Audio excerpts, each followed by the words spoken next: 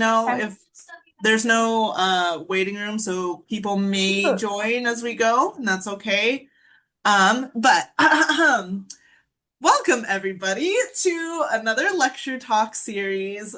Our speaker today is Cecelia Stokes. She is a PhD candidate in the Pringle Lab and will be walking us through the mythos of the mother tree today. So, without further ado, Cecilia, take it away. Thank you, thank you.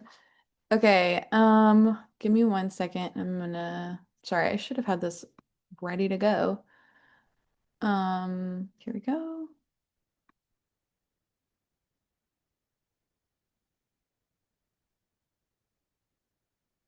Okay, does that look good? Yes. Yep. Okay, great.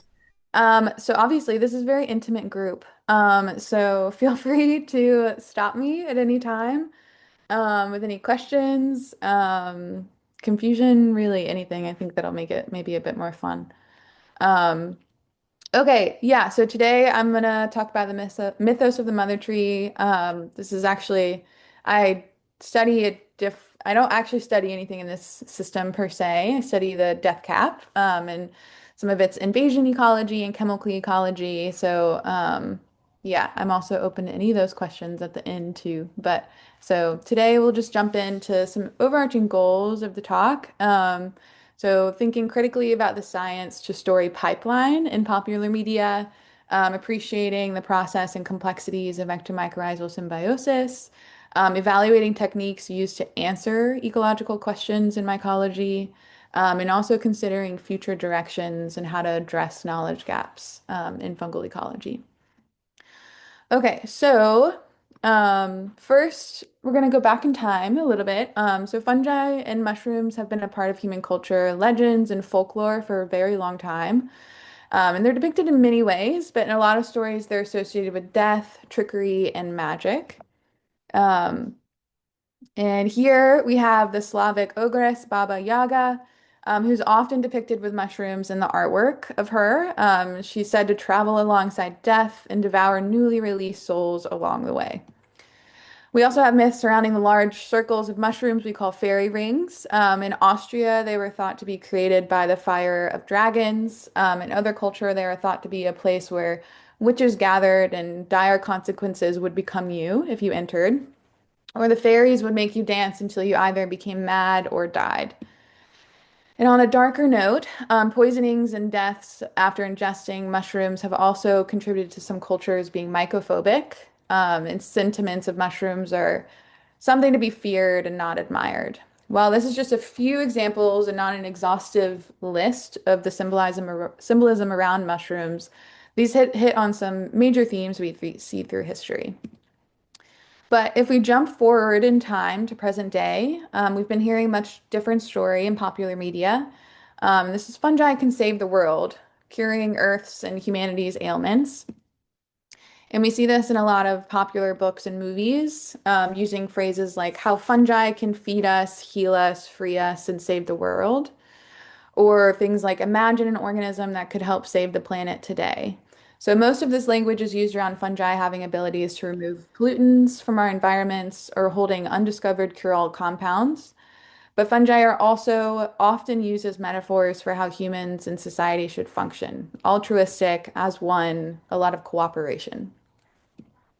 But today we're going to work through a specific story where the narrative has taken on a new life, lots of times separate from science in a lot of ways.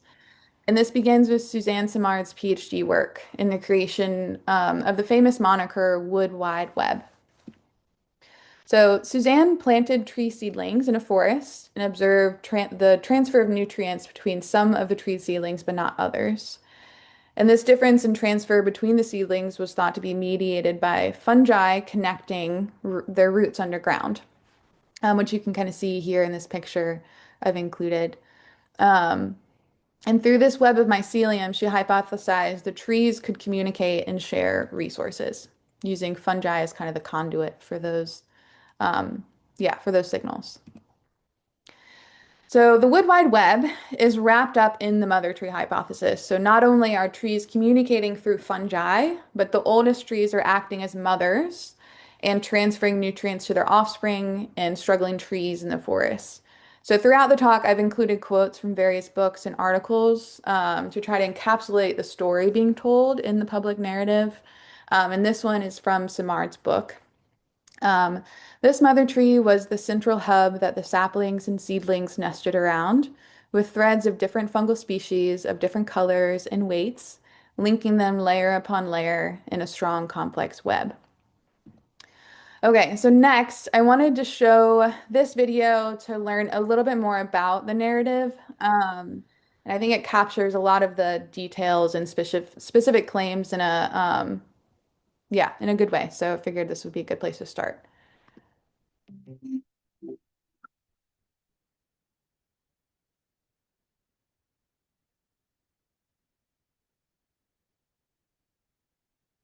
Most of the forest lives in the shadow of the giants that make up the highest canopy. These are the oldest trees, with hundreds of children and thousands of grandchildren. They check in with their neighbors, sharing food, supplies, and wisdom gained over their long lives.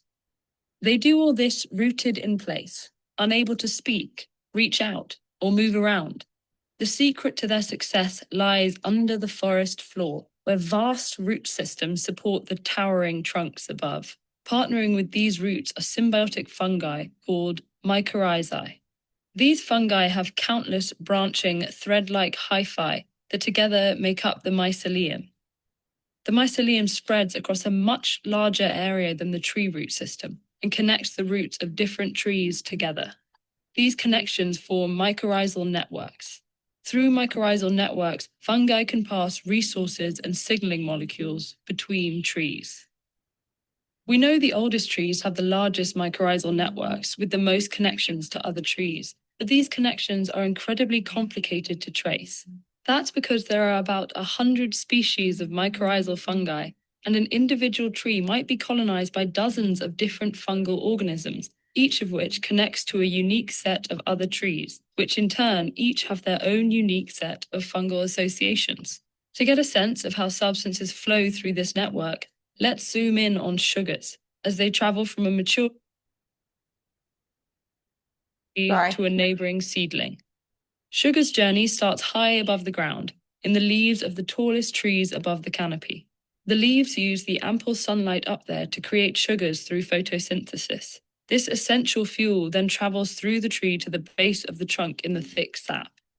From there, sugar flows down to the roots. Mycorrhizal fungi encounter the tips of the roots and either surround or penetrate the outer root cells, depending on the type of fungi. Fungi cannot produce sugars, though they need them for fuel, just like trees do. They can, however, collect nutrients from the soil much more efficiently than tree roots and pass these nutrients into the tree roots. In general, substances flow from where they are more abundant to where they are less abundant, or from source to sink. That means that the sugars flow from the tree roots into the fungal hyphae. Once the sugars enter the fungus, they travel along the hyphae through pores between cells, or through special hollow transporter hyphae. The fungus absorbs some of the sugars, but some travels on and enters the roots of a neighboring tree, a seedling that grows in the shade and has less opportunity to photosynthesize sugars. But why does fungus transport resources from tree to tree? This is one of the mysteries of the mycorrhizal networks. It makes sense for fungus to exchange soil nutrients and sugar with a tree. Both parties benefit. The fungus likely benefits in less obvious ways from being part of a network between trees, but the exact ways aren't totally clear. Maybe the fungus benefits from having connections with as many different trees as possible and maximizes its connections by shuttling molecules between trees. Or maybe plants reduce their contributions to fungi if the fungi don't facilitate exchanges between trees. Whatever the reasons, these fungi pass an incredible amount of information between trees. Through the mycorrhizae, trees can tell when nutrients or signaling molecules are coming from a member of their own species or not. They can even tell when information is coming from a close relative, like a sibling or parent. Trees can also share information about events like drought or insect attacks through their fungal networks, causing their neighbors to increase production of protective enzymes in anticipation of threats. The forest's health relies on these intricate communications and exchanges. With everything so deeply interconnected, what impacts one species is bound to impact others. So trees can sound the alarm during an emergency, but how exactly do they defend themselves? Check. Okay, so moving on from that. Okay, there we And go. just to reiterate, this talk will also be recorded, so if you were coming in a little bit late, don't worry. You can also view anything you might have missed later. Yes, thank you, Savannah. Okay, so there are some truths in that video. There's also some falsehoods in this video, and we're going to break them down as we kind of go through. But there's a lot of fascinating ideas wrapped up in this hypothesis that could have really big implications for interactions between plants and fungi, and also how nutrients are cycled through our ecosystems. And so, because of the potentially big impacts of these ideas, they've been picked up in a lot of popular media. For example, these best-selling books all perpetuate the idea of the mother tree and the secret language between trees. It's been written about in National Geographic. It's gotten a call out in the TV show Ted Lasso as a metaphor for the coaches working together. And it's even influenced concepts in major movies like Avatar and the Tree of Souls. But why is this idea so exciting? Competitive frameworks often inform many of the ways in which we think about ecology and how our forests function. These competitive frameworks suggest that reasons we see so many forms and functions in ecosystems is because organisms are trying to carve out a little piece or a niche where they can find food and space without conflict. So, competition with other organisms for resources can drive evolution and biodiversity. But what the mother tree suggests is that trees are supporting each other rather than competing. In other words, it supports the thought that cooperation rather than conflict might explain the world around us. And in today's world, I can understand why that's a really comforting narrative to have.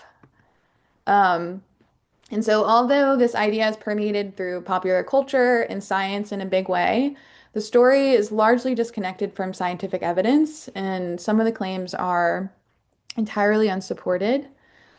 And this is not a new debate in the scientific community. It's been going on for decades. But there have been a couple of literature reviews recently that have summarized the inconsistencies seen in the research supporting this concept. And the specific one I've structured much of this lecture on is written by mycologists Justine Karst, Melanie Jones, and Jason Hoeksema.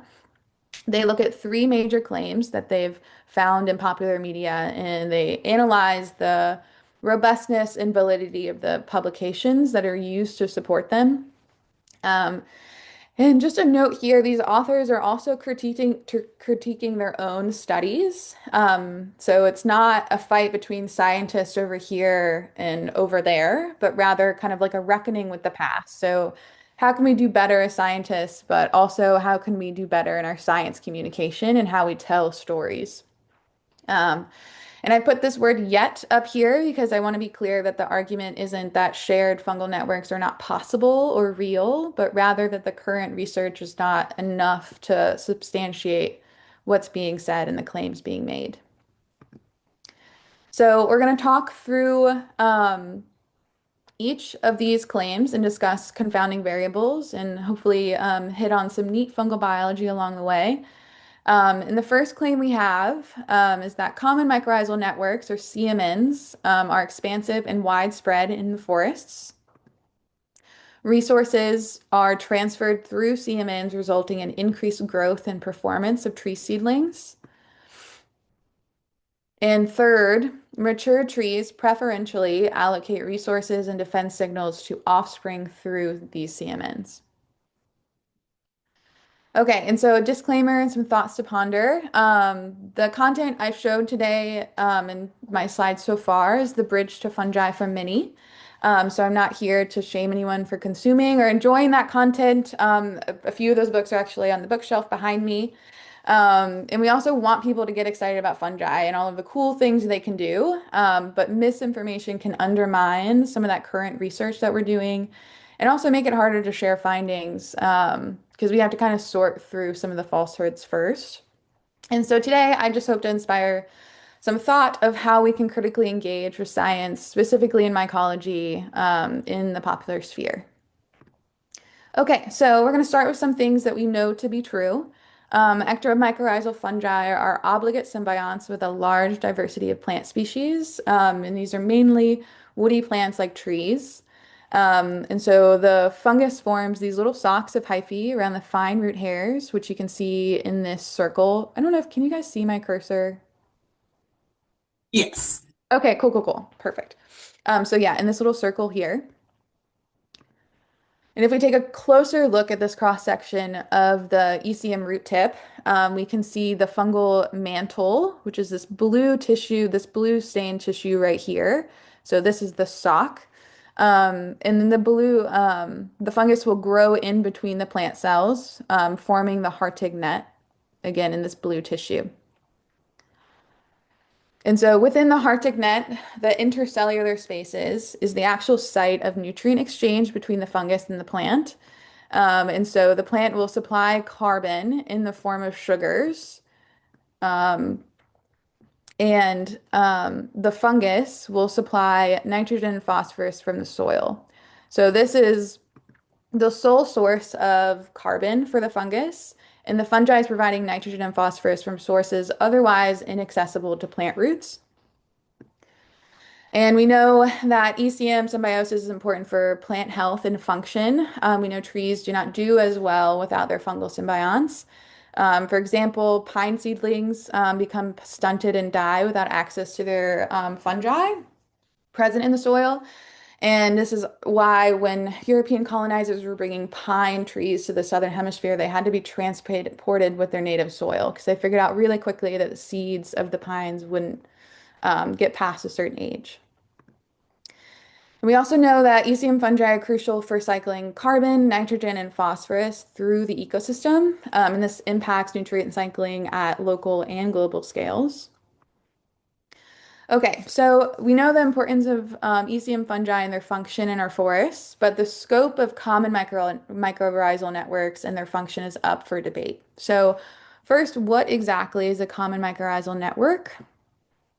So the same genetic individual of a mycorrhizal fungus, which you can see here between these two trees, this lone mycorrhizal fungus here, is physically and continuously linking at least two different plant individuals.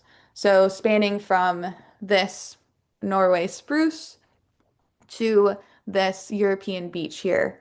And CMNs include ectomycorrhizal and arbuscular fungi, but majority of the studies conducted in forests are focused on ECM, and a lot of the Wood Wide Web and Mother Tree stuff is also focused on our forests. So that's what we're going to be including today. Okay, and so through these connections, molecules, including carbon and warning signals, can potentially be transferred between plants. And this has huge implications, like I've said, for many of the ways our forests function. But there are many open questions. And so we're going to start with the first claim of CMNs being ubiquitous in forests. So common mycorrhizal networks are expansive and widespread. And this is a quote from New York Times. Fungal threads link nearly every tree in a forest, even trees of different species.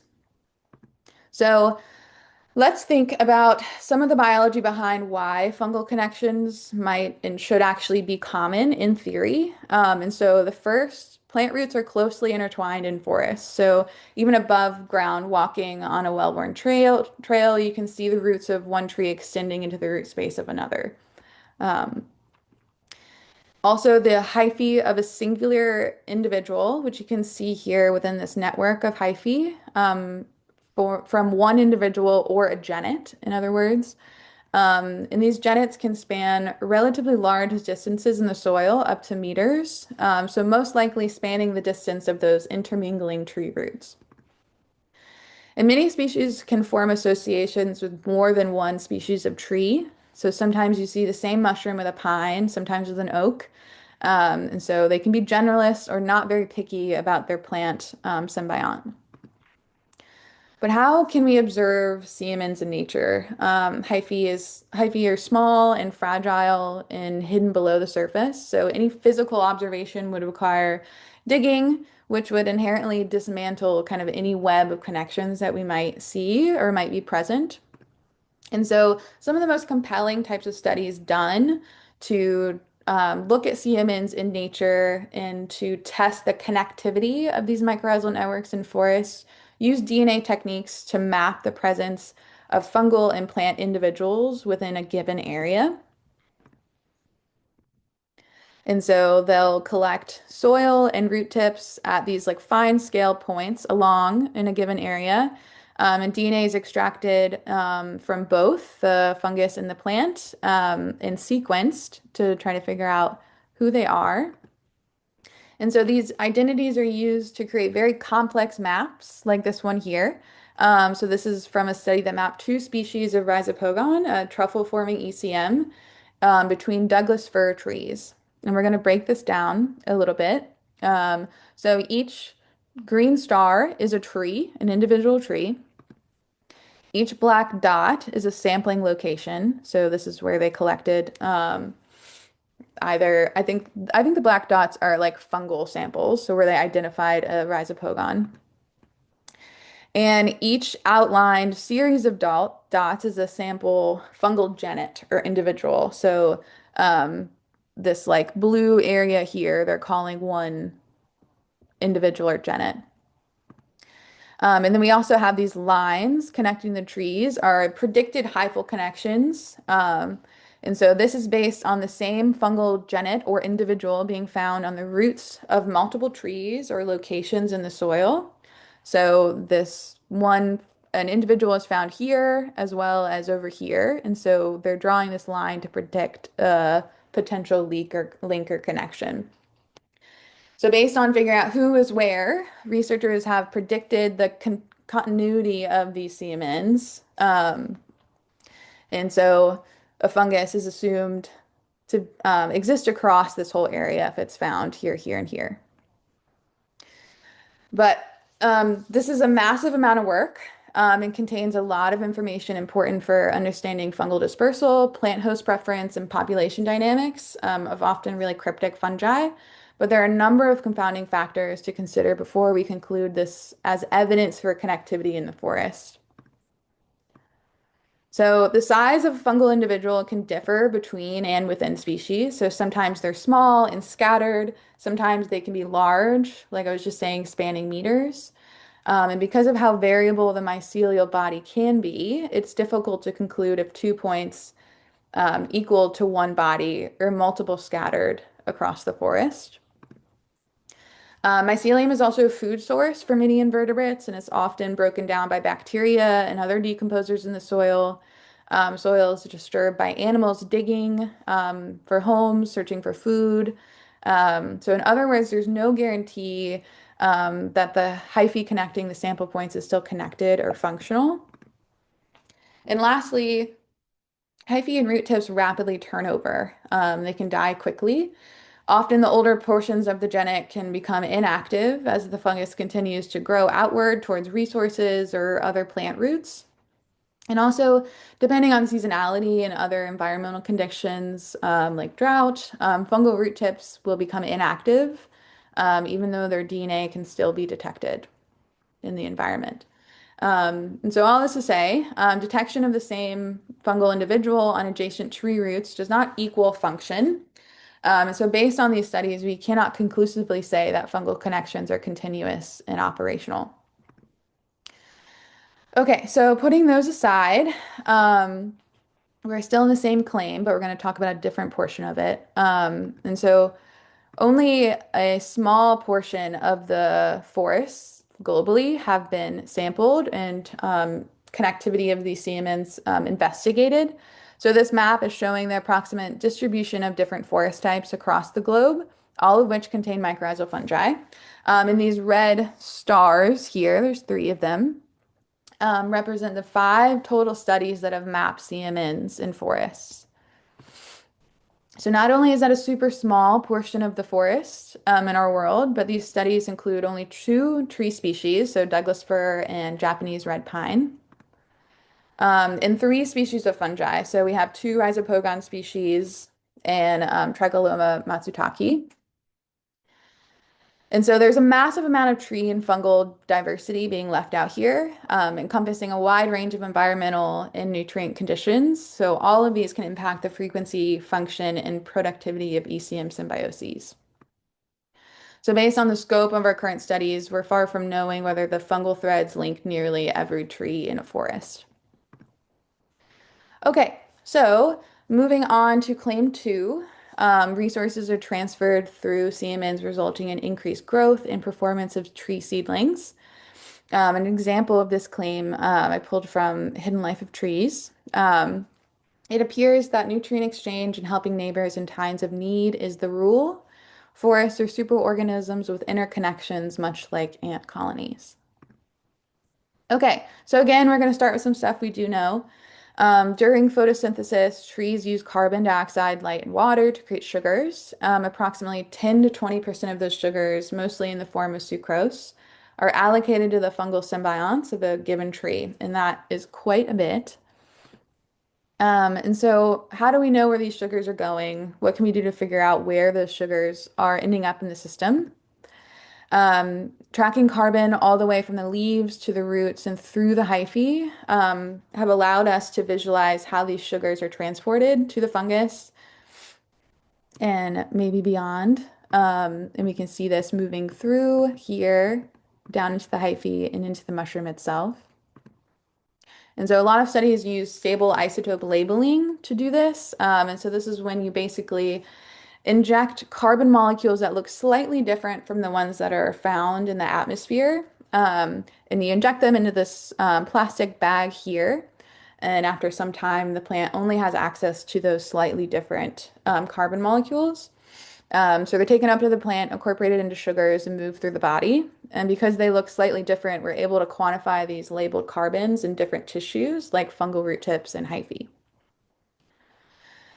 So, knowing we can track carbon through the system of a plant fungal symbiosis, researchers have devised a number of controlled experiments using natural and physical barriers to attempt to elucidate the transfer of carbon through mycorrhizal networks.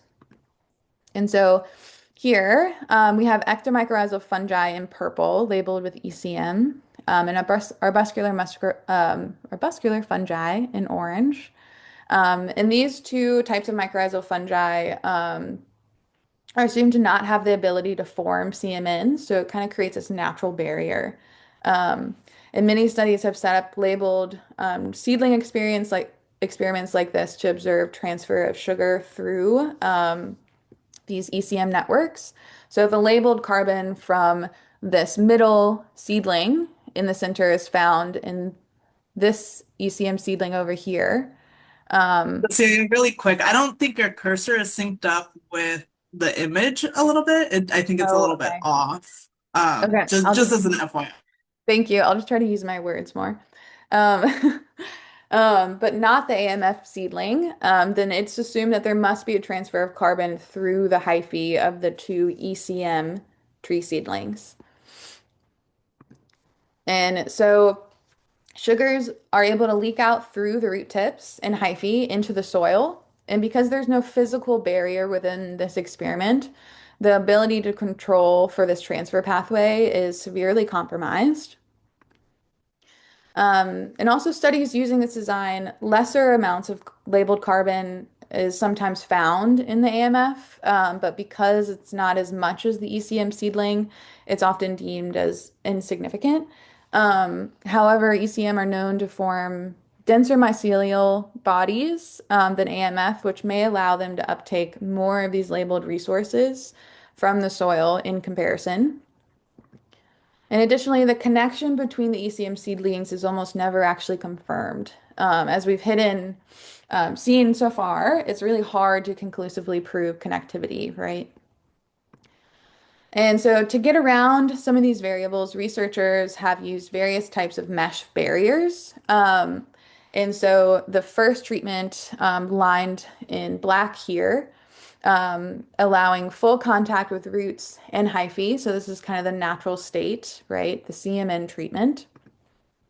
And the blue only allows hyphae, aka, oh wait, so this is the CMN treatment because it only has access to the hyphae, but not the roots. And So this doesn't, so allows, yeah, like I was just saying, the connection to the presumed surrounding fungal network, but reduces any kind of connection between the tree roots of the surrounding seedlings. And then this last one is not allowing any hyphal or root connection at all. So it's cut off from the surrounding soil. And so often in these studies, the red seedling with no contact to hyphae or root does not perform as well as the other seedlings. And this is often used as evidence for lack of access to siemens, decreasing plant health. But these seedlings have much less soil to pull nutrients from and will eventually become root bound, which can cause adverse impacts on growth and performance. And again, like I was just saying, there's little control for the resource flow through mesh barriers. So even though it might be reduced than just tree seedlings in soil, there's still resource flow allowed through the pores of the mesh. And again, that connectivity is rarely confirmed. So we're, yeah, lacking in some concrete conclusions here. And so, although there's a handful of other experimental designs, we won't go into all of them, but many of the same or similar confounding variables keep us from being able to make any, yeah, concrete conclusions about the CMN functions. And so there's evidence for nutrient transfer between seedlings, but whether CMNs are mediating that phenomenon is still unclear. So in studies tracking plant performance between treatments, there's often a large range of results. When plants are allowed access to CMNs, studies report equal amounts of negative impacts as positive impacts, but most of them report neutral results. So somewhere in the middle of these two. And so based on our current set of data points here, as I've kind of arbitrarily laid out in these green dots, it's very difficult to declare any pattern of benefit when seedlings have the ability to access these potential common networks. And through this mother tree narrative, fungi are often painted as passive conduits of the forest, transferring nutrients to trees as physical extensions of the plant root. However, this disregards what we know to be true about the complexities of ECM symbiosis. And that is that not all ECM associations are created equally. And they occur on a spectrum, ranging from parasitism, where the fungus is gaining more carbon and aggravating nitrogen limitation in the tree, to the classic description of ECM symbiosis, where both symbionts are gaining. They're both benefiting. So where the plant fungal interaction lands on the spectrum depends on a variety of factors, like identity of symbionts, nutrient availability, and the presence of competing fungi in the surrounding environment. And we've seen these dynamics shift in controlled laboratory environments, but we know very little about what influences and how symbioses occur in the wild. And so a potential explanation of this, the range in interaction might be because the ability to form ectomycorrhizal associations have evolved independently 80 times, meaning that there's not a singular symbiosis toolkit or a set of genes or pathways used by all ECM species to transfer and uptake nutrients. And so by focusing on the perspective of fungi acting as the conduits to trees, we're ignoring really fascinating questions about the dynamics of ECM symbiosis, and a lot of unanswered questions about how they function in forests. Okay, so we're now moving on to the last claim, which is kind of the crux of the mother tree hypothesis. Um, and this is that mature trees preferentially allocate resources and defense signals to offspring through the CMNs. And this is another quote from Suzanne's book. When mother trees, the majestic hubs at the center of forest communication, protection, and sentience die, they pass their wisdom to their kin, generation after generation, sharing the knowledge of what happened, of what helps and what harms, who is friend or foe, and how to adapt and survive in an ever-changing landscape. It's what all parents do. Okay, so we've poked some holes in the basic distribution and function of CMNs in nature. So we know the transfer of molecules between trees via these networks is not nearly as conclusive as we might have thought. But there's this widespread claim that mature trees can actually recognize their offspring and kin, which allow them to preferentially send them sugars and other signals. However, there's no peer-reviewed support for kin recognition through CMNs. So there's one study that attempted to evaluate this claim in forests. But similar to other experiments I've brought up, there is no control for the soil pathway of nutrient transfer. Um, and it doesn't allow us to assert any conclusions of mother trees sharing sugars only with their children. Okay, and so what about the defense signals? It was brought up in the video that we saw, and it's another commonly stated phenomenon, the transfer of warning signals between tree seedlings. So I have these giant caterpillars on here, to signal to identify some sort of attack on the mature mother tree. So this from insects, mammals, and then the mature tree then sends a defense or warning signal to surrounding trees via the shared network. And this allows the surrounding seedlings to increase the production of some sort of defensive compound to protect themselves from the giant caterpillars.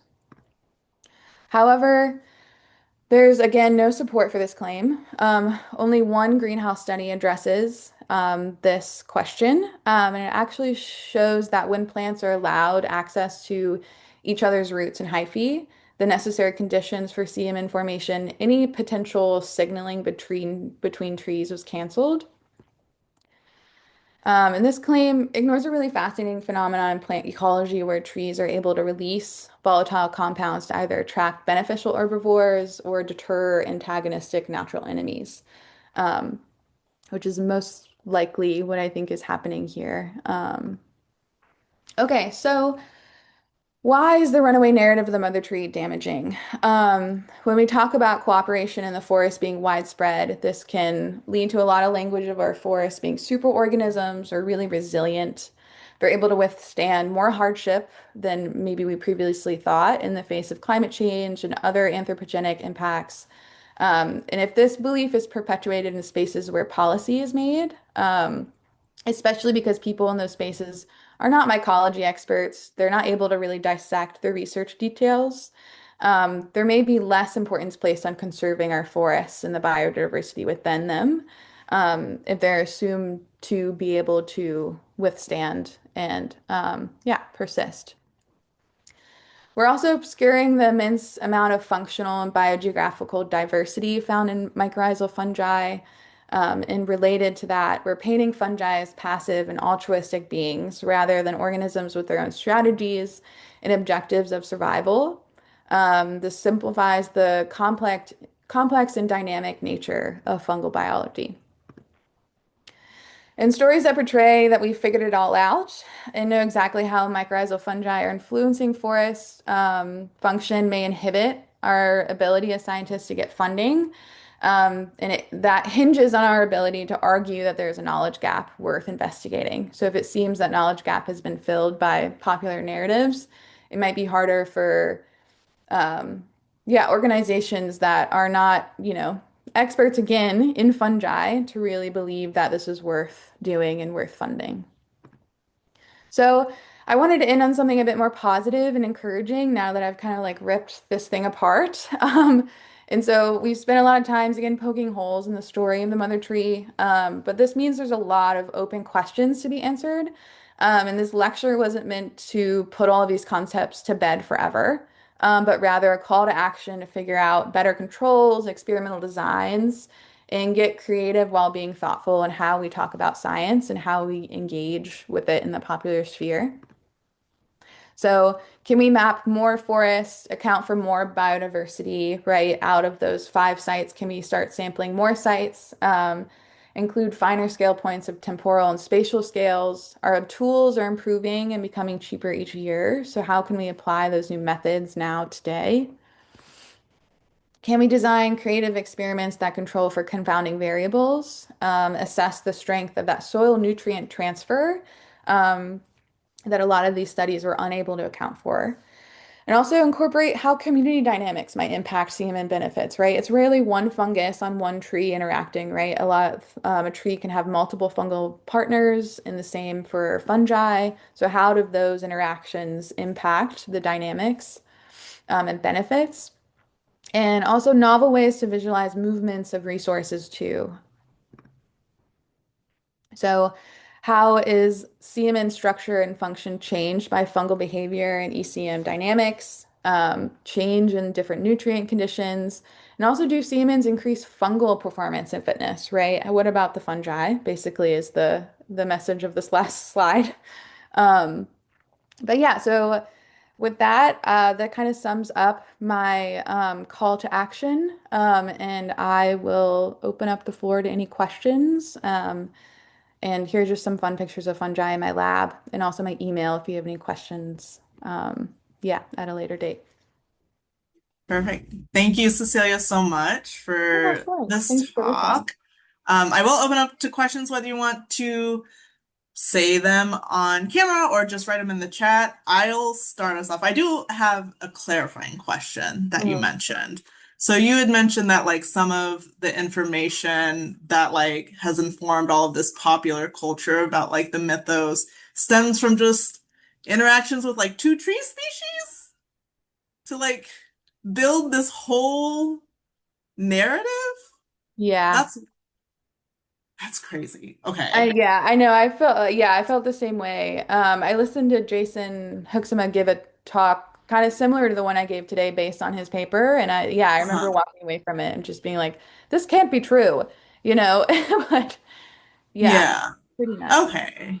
And then a follow-up question, because you had mentioned that like some ECM fungi, which are obligate, is that right? Is that what Hmm. you? So then like how, yeah, I guess like how, if it's an obligate mushroom, how do studies happen? Like how can we get more understanding of like which species are involved? Because as what you've shown, it seems like almost like crazy town. Yeah. I guess I guess what do you mean? Like how can we study obligate ECM? Yeah, yeah. Yeah. So there's a number of ways. So there's a lot of like lab experiments you can do with fungi that you're able to culture. Like I know you're able to, there's basically these like glass compartments with growth media like agar in there. So you're able to grow the tree seedlings and also um, culture the fungus, and they're able to connect and make root tips in that space. And so you can do really controlled experiments like labeling and understanding how the nutrients are moving through. And so you can manipulate that in a lot of ways with like environmental conditions. And yeah, so that's kind of like most controlled way. And I think our sequencing tools are getting so much better.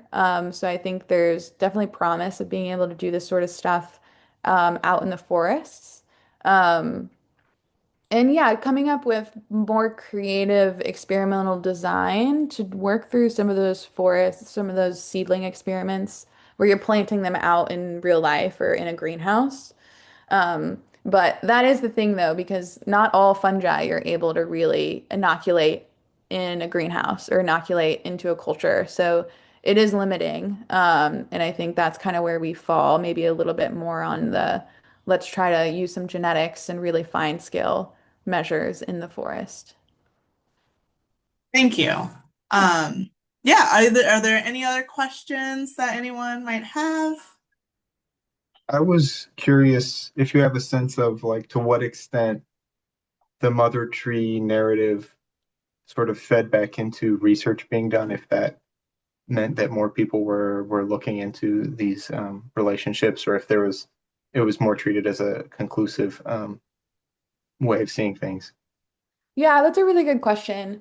Um, And I don't think it like stopped research by any means. There are a number of studies still kind of asking these questions and looking at these things. Another portion of the paper that I mentioned, the literature review that I mentioned first thing, was they looked at actually like citations in scientific publications. So who were citing these papers and what were they saying? And it seemed like there was a lot of perpetuation of the like major claims I talked about today actually in the scientific literature. So people kind of taking either the wrong conclusion or a blown up conclusion from the papers they're citing and building their hypotheses off of what is presumed to be known. Um, so yeah, it's not just like a popular media problem. It's also like how do we vet and how do we think about what we're using in our own research as we're forming our questions and stuff like that. So yeah, it's a mix of both, I guess, is what my answer is. That's kind of concerning. I wouldn't have expected that people would pick that up in scientific papers too.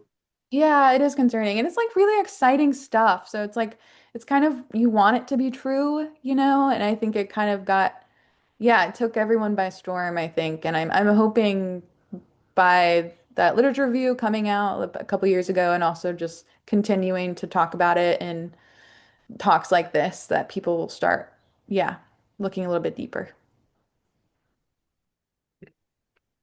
Kind of feels like if you like looked at the relationship between like remora fish and sharks, and you assume that like all fish kind of are like that, it's a default, right? Yeah, exactly. Yeah, you're kind of putting a blanket, yeah, a blanket statement on all ECM fungi, which is just, yeah, not true.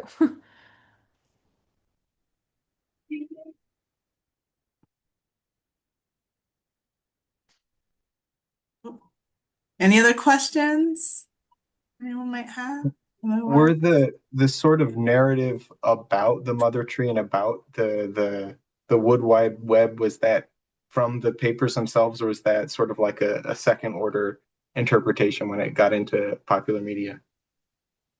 Yeah, that's a good question. I would say it's kind of the like what I would see is that they would kind of at the start of the paper be like, there's, this kind of big concept. It's called the Wood Wide Web, blah, blah, blah, like kind of introducing it that way, but not in like in any kind of way throughout the paper, I guess. So I think that is definitely more so in the popular media, a way to, because right, I mean, fungi, I mean, I know probably all of us think they're really cool and want to know more all the time, but it's also hard to convince people sometimes why fungi are cool. And so we want to find ways to, yeah, make people who are not automatically interested in kind of this cryptic organism, how can they relate to it? And so I think storytellers in popular media come up with these like yeah grand monikers and names to make them yeah either more relatable or kind of hook people in. Yeah.